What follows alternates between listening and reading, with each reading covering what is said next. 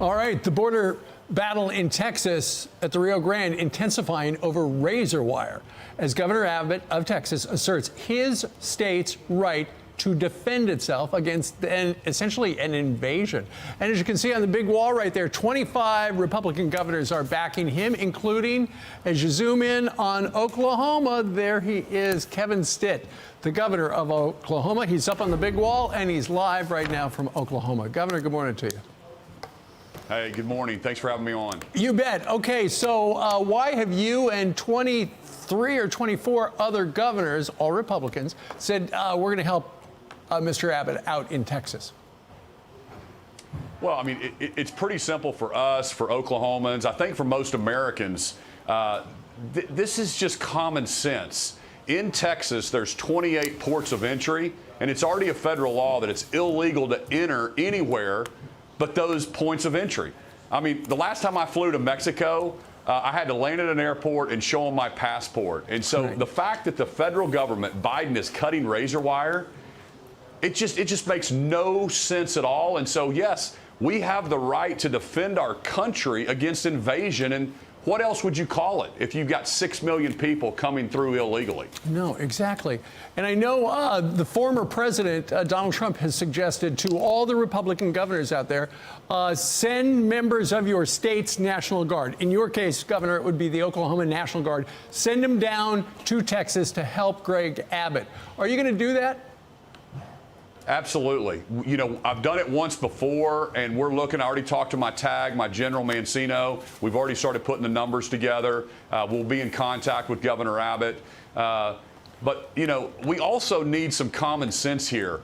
What is the Biden administration doing? Why would they talk about federalizing the Texas Guard? Why are they directing Border Patrol? The American people need to ask themselves, why are they directing the Border Patrol to cut razor wire? This makes no sense. This is beyond politics. I just don't understand what's happening. Right. You know what? You just touched on an important point. I'm going to bring that up. There are a number of Democrats who are calling on President Biden. You know what you need to do? You need, as you just mentioned, you need to federalize the Texas National Guard. What that means is then no longer is Greg Abbott their boss. They are working for the commander-in-chief, Mr. Biden. Have you thought this through? If you send your Oklahoma National Guard down there and a bunch of other states send them down there, you know, all Joe Biden has to do is federalize all of them. Next thing you know, they are doing essentially support work for the Border Patrol, who are down there right now just trying to process the invasion of migrants. Your National Guard could be working for Joe Biden. Yeah.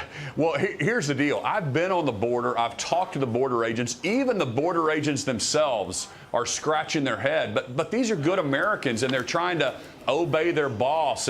But they don't agree with that policy either. And, of course, the National Guard soldiers, they're Texans, and they're Oklahomans, and they're Tennessee folks. And these are just Americans, and they don't like what's going on. So you would really be putting our soldiers in a tough situation to protect their states against fentanyl deaths and against illegal immigrants and terrorists in a lot of cases, just to appease some administration that has a political agenda. That's the only possible explanation, is they're wanting to nationalize and get a bunch of voters in that they think is going to swing elections. That's the only logical explanation, and it's absolutely illogical to think that we have leaders that are more focused on the next election instead of doing what's right for America.